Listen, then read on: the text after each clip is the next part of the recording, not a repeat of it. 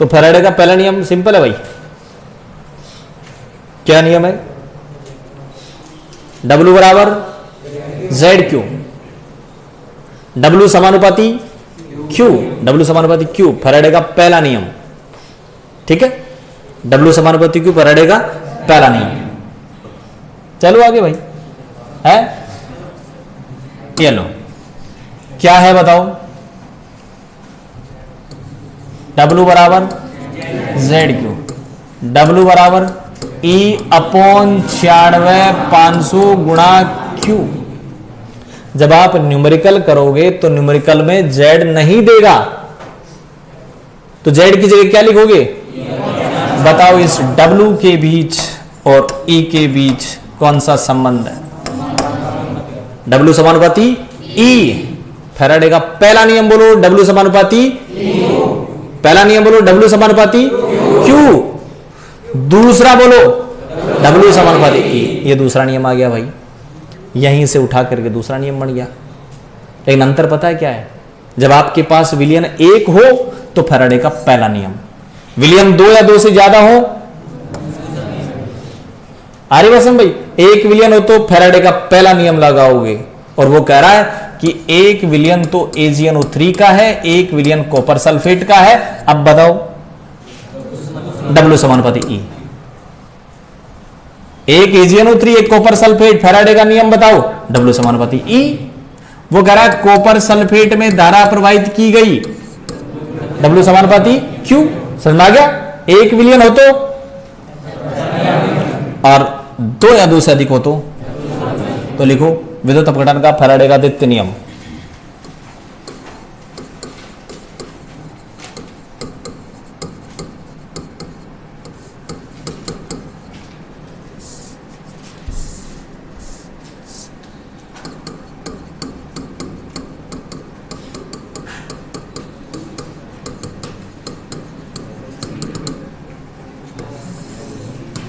दो विलियन, 3 विलियन, 4 विलियन होंगे यहाँ, 2 विलियन ले रहे सपोज अपन, उतार दो डायग्राम, 2 विलियन ले लिया मैंने। एक सपोज मैंने कॉपर सल्फेट ले लिया और एक सपोज ले लिया मैंने कौन सा, चलो ऐसा कर दें, एक तो जिंक सल्फेट ले लो और एक कॉपर सल्फेट ले लो। ठीक है भाई, लाइट की तरफ ध्यान मत दो तुम, ये सेल बन रहा है उसकी तरफ ध्यान दे भाई।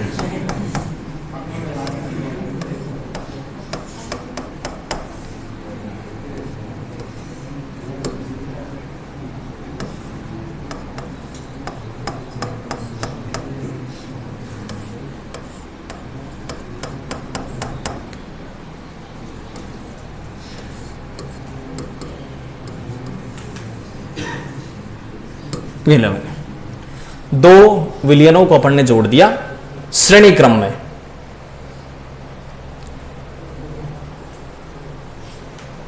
अब मान लो मैंने बैटरी से धारा प्रवाहित कर दी, तो दोनों में बताओ क्यों अलग अलग प्रवाहित हो गया समान? एक ही तो बैटरी है, तो जितना आवेश इसमें प्रवाहित होगा उतना ही आवेश इसमें प्रवाहित होगा। दोनों में क्यू की वैल्यू समान होगी, ध्यान रखना। सही है, 2 विलियन है मेरे पास और दोनों विलियनों पर अपन फैराडे का द्वितीय नियम लगा रहे हैं भाई। ठीक है, लगा रहा हूं, ध्यान दे एक बार। मैं प्रथम विलियन पर लगा दूं, प्रथम विलियन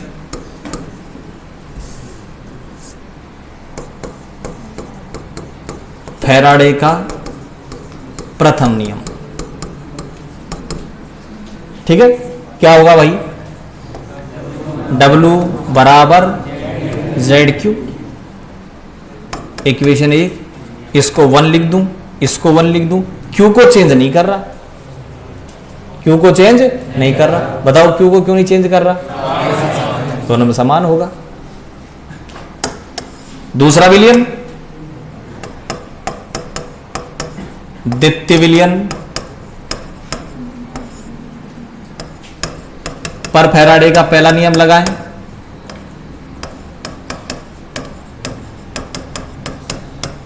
बताओ क्या हो जाएगा? W2 बराबर Z2Q। सही है कि नहीं?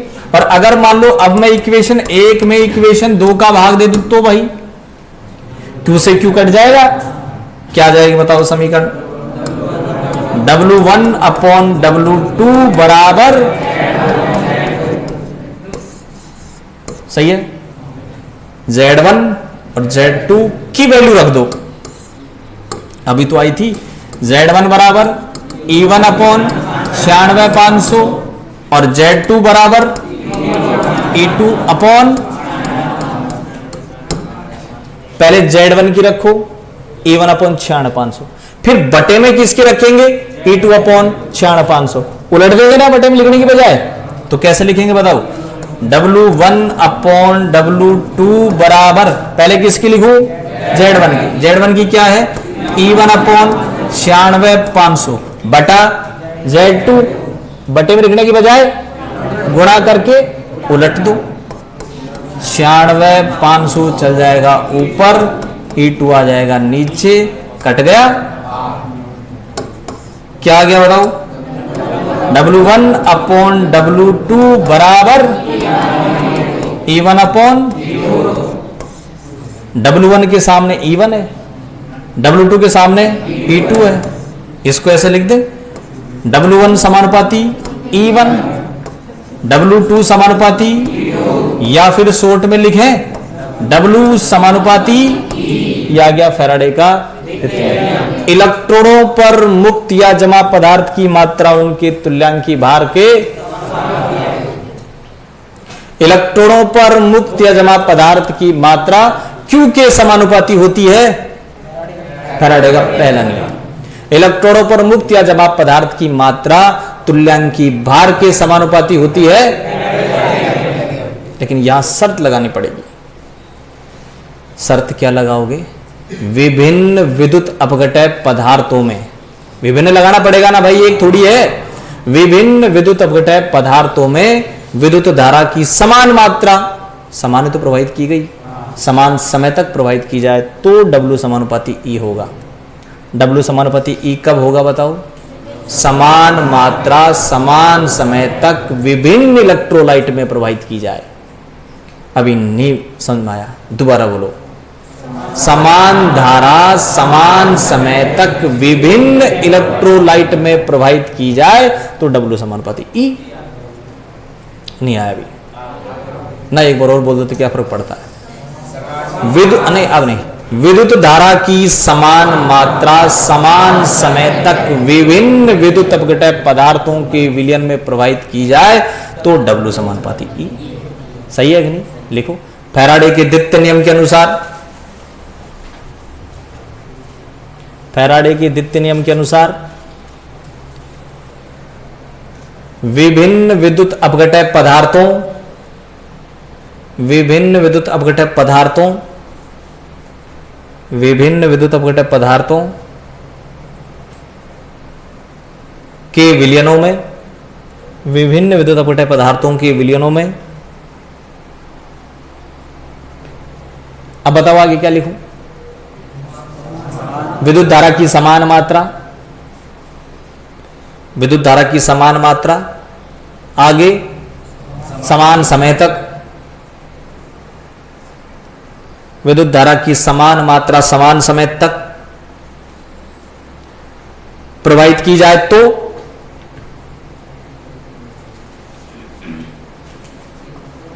प्रवाहित की जाए तो आगे बोलो, आगे क्या बोलना है? W समानुपाती E। प्रवाहित की जाए तो इलेक्ट्रॉनों पर मुक्त या जमा पदार्थ की मात्रा, इलेक्ट्रॉनों पर मुक्त या जमा पदार्थ की मात्रा, बोलो भाई, उनके तुल्यांकी भार के समानुपाती होती है। इलेक्ट्रॉनों पर मुक्त या जमा पदार्थ की मात्रा उनके तुल्यांकी भारों के समानुपाती होती है, उनके तुल्यांकी भारों के समानुपाती होती है। तो W समानुपाती E होगा, W समानुपाती E होगा कब? विद्युत धारा की समान मात्रा समान समय तक प्रवाहित की जाए तो। W बराबर Z होगा,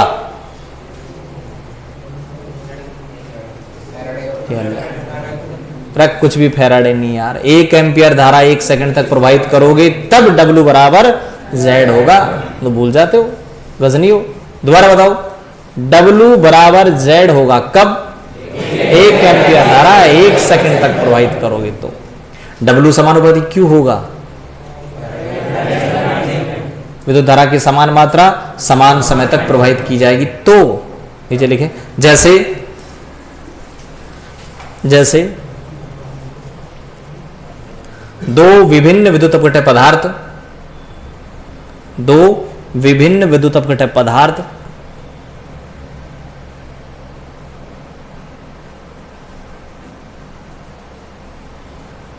युक्त सेलों को श्रेणी क्रम में जोड़कर, सेलों को श्रेणी क्रम में जोड़कर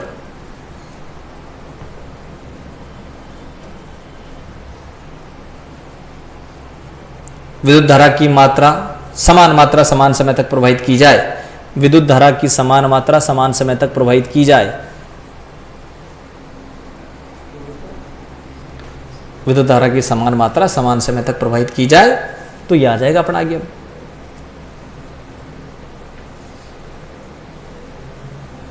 प्रथम विलयन पर फैराडे का प्रथम नियम और द्वितीय विलयन पर फैराडे का प्रथम नियम।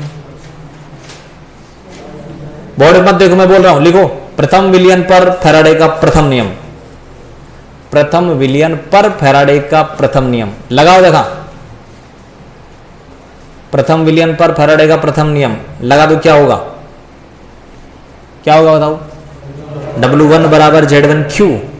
अब दूसरा वाला लिख दो, द्वितीय विलयन पर फैराडे का प्रथम नियम, W2 बराबर Z2Q।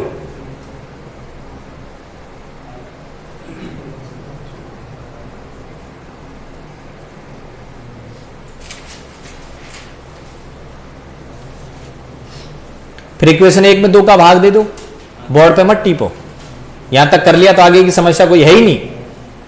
इक्वेशन 1 में 2 का भाग दो,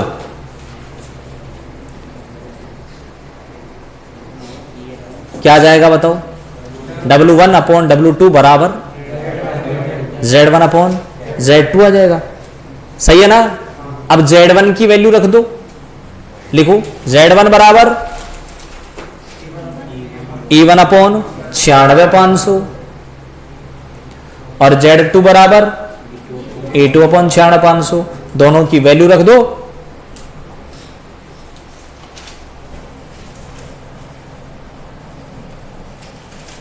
ये आ जाएगा।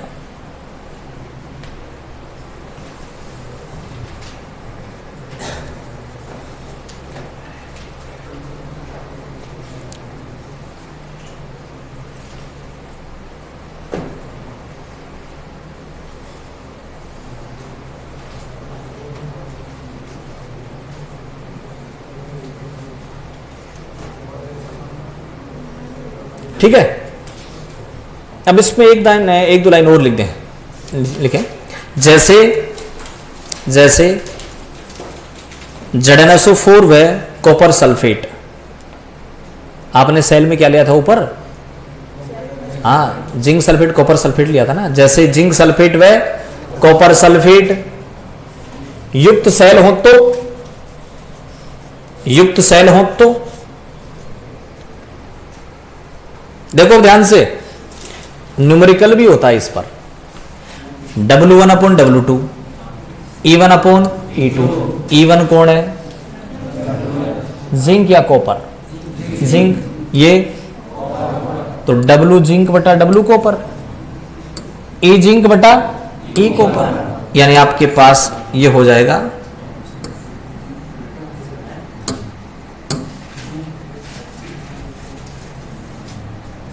क्या हो जाएगा भाई?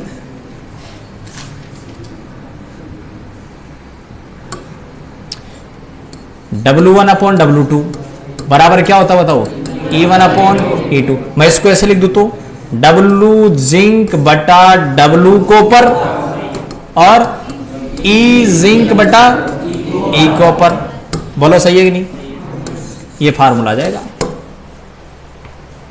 इसमें पता क्या होगा, ये दोनों आपको नहीं देगा, तुल्यांकी भार नहीं देगा आपको, तुल्यांकी भार तो आपको आना चाहिए, मैं बताऊंगा भाई। तो ये दोनों आपको आने चाहिए, इन दोनों में से कोई एक देगा। वो कहेगा कि समान मात्रा समान समय तक प्रवाहित की गई तो 6 ग्राम तांबा जमा होता है, कितना जिंक जमा होगा?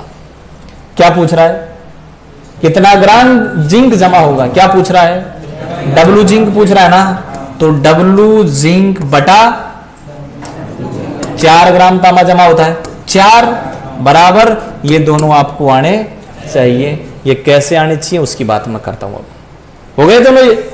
ये हो गया आपके पास फैराडे का पहला और। ठीक है, दोबारा एक बार चर्चा कर लें। बोलो W समानुपाती Q, पहला नियम। W समानुपाती E, दूसरा नियम।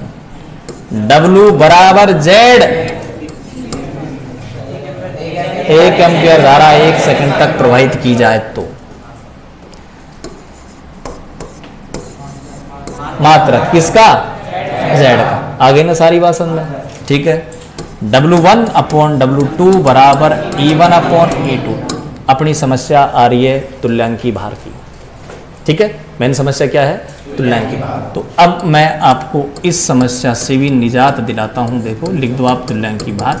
तुल्यांकी भार आपने 11वीं क्लास में पढ़ा था भाई, ठीक है, लेकिन कोई बात नहीं पढ़ा तो अब बात करते हैं। देखो, सोडियम 23 होता है, मैग्नीशियम ये परमाणु भार है, क्या ये? एल्यूमिनियम का परमाणु भार 27 होता है। जो अपन को यहां काम आएंगे, लोहे का 56, Mn का 55, कॉपर का 63.5, जिंक का 65.3, कोबाल्ट, और ये कोबाल्ट, निकल, इसको ऐसे लिख दूंगा, ऐसे लिखने की बजाय कोबाल्ट, निकल, कॉपर और जिंक। कॉपर का कितना? 63.5, 65.3, बढ़ रहा है ना, 58.96। 2 आवर्त सारणी आपने पढ़ी थी, एक मेंडलीव की, एक मोजले की। मोजले की आवर्त सारणी की वजह से आज अपन मोज कर रहे हैं, मतलब आज जो आवर्त सारणी किसकी है? वो मोजले की है, जेड पर आधारित है। किस पर? जेड पर। और मेंडलीव की पुरानी थी, वो आधारित थी बढ़ते हुए परमाणु भार पर। मेंडलीव की किस पर आधारित थी? भार पर। बढ़ते हुए परमाणु भार क्या है? बढ़ रहा है कि नहीं, बताओ, बोलो, बढ़ रहा है ना? यही समस्या तुम्हारी, कोई मास्टर जो से हो रहा है ना, हो रहा है, अरे कहां बढ़ रहा है? फिर पैसे झूठियां भर देते हो। हाँ समझ में आ गया साहब, आ गया, अरे आ गया ना, आ गया, थोड़ा नहीं आया हो जाए, जोर से बोल दिया मास्टर ने। पिछली बार क्या था, एक 3-4 साल पहले एक हमारे एक टीचर थे, है ना, 3-4 साल पहले, तो उनके पास एक बालक आया पूछने, मैं भी बैठा, वो भी बैठे, आया, सर जी ये सवाल समझा दो। तो मारा चढ़ा आ गया सर में, सर जी आ गया, उठा के चल दिया। मैंने पूछा ये क्या हुआ भाई? तो उन्होंने कहा कि ये मेरे पास सवाल पूछने नहीं आता, ये मेरे पास सवाल पूछने नहीं आता, ये चेक करने आता है कि मेरे को सवाल आता है कि नहीं। इसको मतलब हर बार में जब भी आता ना ये, तो इसकी मंशा समझ जाता हूं मैं, ये लाता ही ऐसे सवाल है बेवजह ही। तो आज मैंने इसका इलाज कर दिया। आ रही बात में? तो तुम भी ऐसे ही हो। मैंने कहा बढ़ते परमाणु भार के आधार पे ना, हाँ साहब है, अरे कहां है? नहीं है ना, ये उसका लिमिटेशन थी भाई, यहां करके फेल हुई थी। मेंडलीव की आवर्त सारणी फेल हो गई थी, उसके बाद में किसकी आई थी? मोजले की। ठीक है, तो यहां फेल थी, इसलिए मैंने इसका जिक्र कर दिया यहां पर, है ना। तो ये अपने लिख दिए क्या भाई? अच्छा एजी का और लिख देता हूं मैं, एजी का भी जनरली काम आता रहता है भाई, एजी का 108 है, ठीक है, ये मैंने लिख दिए। ये परमाणु भार लिख दिए। होता ये है जनरली, ये परमाणु भार एग्जाम में दे दिए जाते हैं, ठीक है, लेकिन फिर भी ये कम से कम ऐसे हैं जिनका क्वेश्चन आता ही आता है। इनके अलावा अगर और कोई देगा ना तो उसका परमाणु भार वो पेपर में देगा भाई।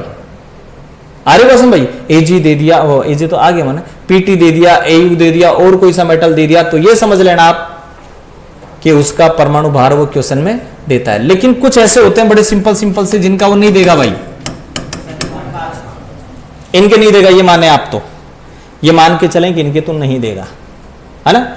अब मैं आपको बता रहा हूं, ये तो परमाणु भार है, परमाणु भार इनके तो याद करने ही पड़ेंगे आपको भाई, ठीक है ना, क्योंकि इन सब का तो प्रश्न बुक्स में है, तो इनके तो जनरली दे भी दे और नहीं भी दे, और जिनका जिक्र नहीं है उनके वो दे देगा, हालांकि इनके भी देगा भाई, ज्यादा घबराने की जरूरत नहीं। सपोज मैं बात करता हूं, ध्यान दें, NaCl, और इस NaCl में मैं आपसे पूछ रहा हूं किसका, Na+ का तुल्यांकी भार। तो तुल्यांकी भार निकालने का तरीका है भाई E बराबर m/n, m है उसका परमाणु भार, सोडियम का परमाणु भार कितना है, और n है प्लस चार्ज, कितना प्लस है बताओ, 1, कितना आ जाएगा, 23 आ जाएगा भाई। Na+ का तुल्यांकी भार निकालना आ गया। अगला चलते हैं अपन, Cl- का भी निकाल लू क्या यहाँ, Cl- का बताओ कितना होएगा, 35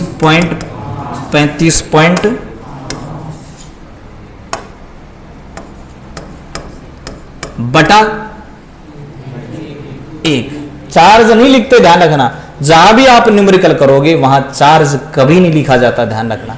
इलेक्ट्रॉन पर कितना चार्ज है, कहीं भी आप न्यूमेरिकल करोगे -1.6 × 10⁻⁻19 कूलम होता है, लेकिन ये वाला माइनस कभी काम में नहीं लेते, चार्ज काम में नहीं लिया जाता, ध्यान रखना। हो गया, NaCl में Na+ का Cl- का तुल्यांकी भार निकालना आ गया भाई, ठीक है। अब मैं पूरे का पूछूं, तो मैं आपसे पूछूं कि NaCl का तुल्यांकी भार क्या होगा, दोनों को जोड़ दो, यानी E Na+ और ECl- दोनों को जोड़ दें, कितना, 23 + 35.5 बराबर 58.5 आ गया, दोनों का जोड़ दो, आ जाएगा, ठीक है। अगला एग्जांपल लेते हैं, और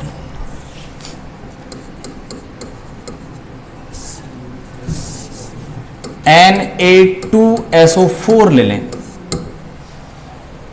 एक दो एग्जांपल समझाऊंगा भाई, ध्यान रखना, तो ध्यान से समझे, बाकी तो क्या क्वेश्चन आएंगे ना उसमें चलते ही जाएंगे। Na2SO4 ले लें अपन,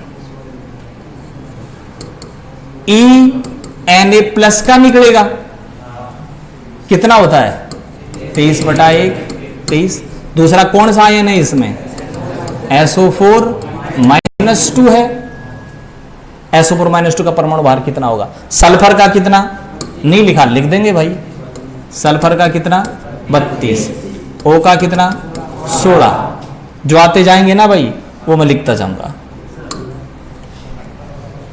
सल्फर का 32, 1 O का 16, 4 का 1 O का कितना 16 होता ना, 4 O का 64 और 32 96, 96/2 कितना 48। अब पूरे का निकाल लो, तो पूरे का कैसे निकलेगा बताओ, देखो Na2SO4 बराबर Na+ और ESO4 -2, कितना 23 + 48। अब बात यह है कि सोडियम कितना इसमें 1 1 2 है, तो 23 लिखूं 46 लिखूं, 23 ही आएगा, ध्यान रखना, 46 नहीं आएगा, कितना आएगा 23 ही आएगा। जोड़ दो, कितना आएगा बताओ, 8 3 11 का 1, 6 1 7, 71 आएगा ना भाई, सही है ना, 71 आ गया। आप अभी भी कंफ्यूज है कि 2 सोडियम था, 1 ही कैसे लिखा, है ना। अब इस कंफ्यूजन को दूर करता हूं, पूरे कंपाउंड का निकालने का दूसरा तरीका काम में लेता हूं मैं।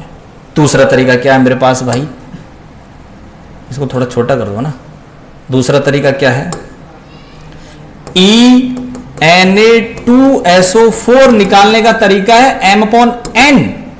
m कितना आएगा? m का मतलब अणुभार है। इस Na2SO4 का अणुभार कितना आएगा बताओ?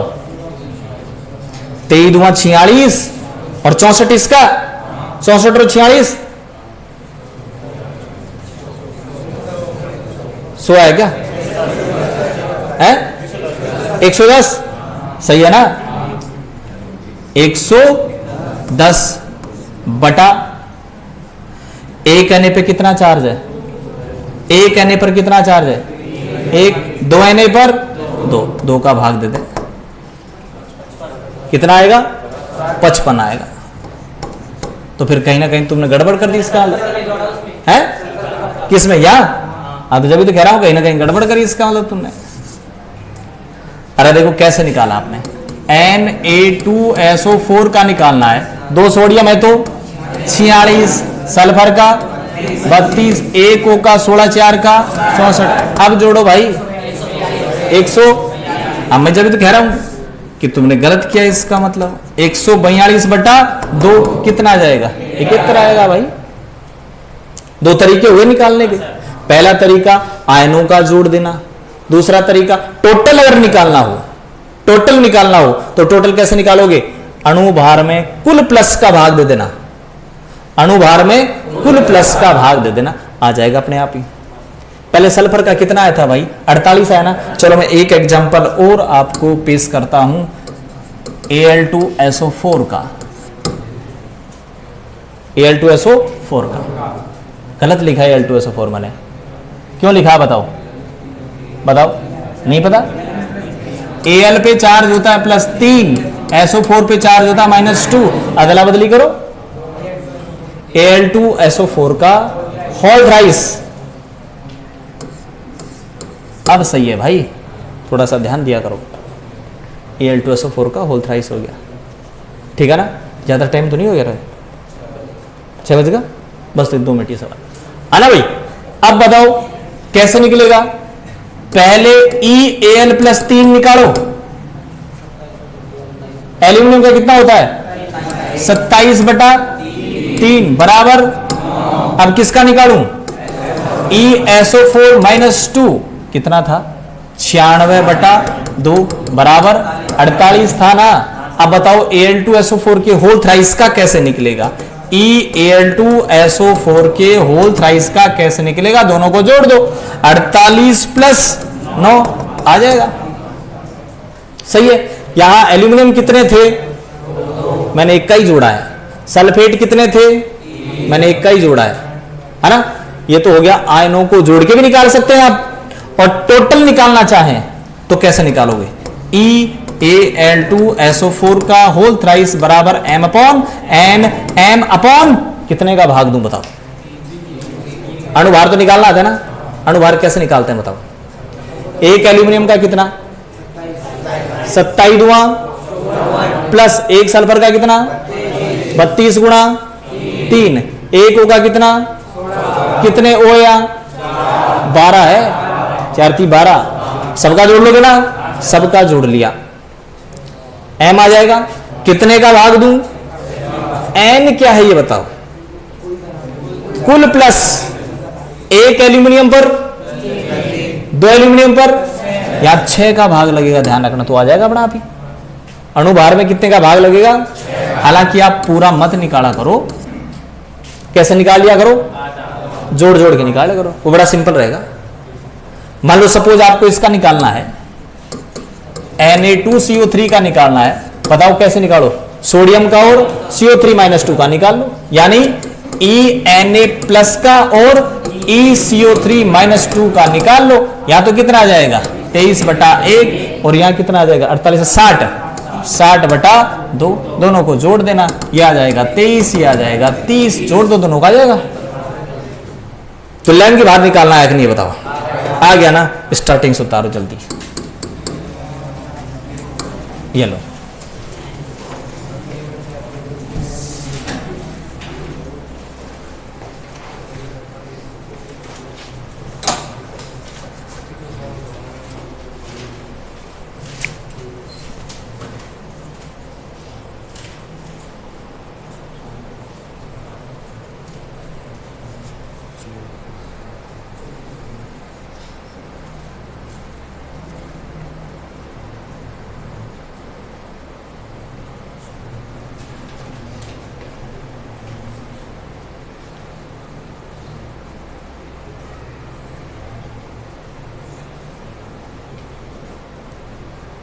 जितना चार्ज उतने का भाग दे दिया करो। SO4 -2 2 का भाग दे दो, CO3 -2 2 का भाग दो, N-3 3 का भाग दे दो भाई, PO4 -3 3 का भाग दे दो, जितना चार्ज उतने का भाग दे दिया करो ना।